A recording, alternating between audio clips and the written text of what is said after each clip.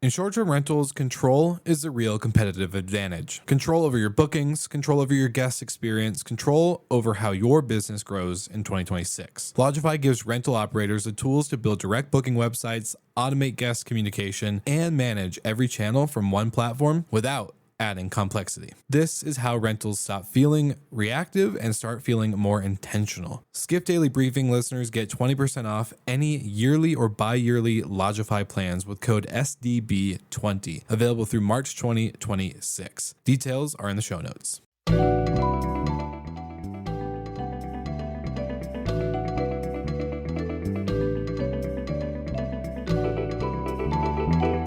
Welcome back to the Skift Daily Briefing. It's Tuesday, March 31st, and today we're recording from the Maxwell Hotel in Seattle.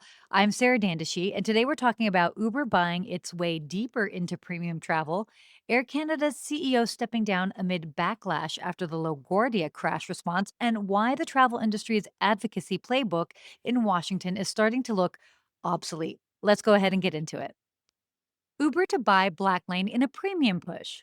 Uber is buying Blacklane, the Berlin based global chauffeur platform, in a move that signals the ride hailing giant wants to accelerate its expansion in premium travel.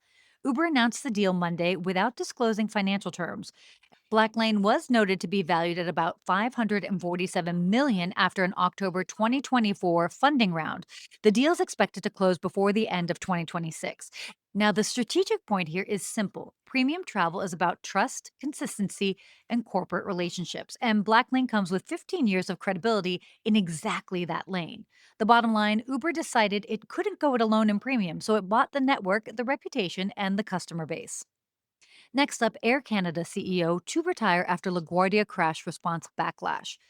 Air Canada says CEO Michael Rousseau will retire by the end of the third quarter of 2026, as criticism continues over his initial public message after the fatal LaGuardia collision being delivered only in English. The language issue is especially sensitive in Quebec, and the controversy became a major distraction as investigators continue to examine the incident that killed two pilots. One more thing, Air Canada says succession planning has been underway for more than 2 years, which suggests this wasn't purely spontaneous, but the timing is clearly being shaped by the pressure of this moment.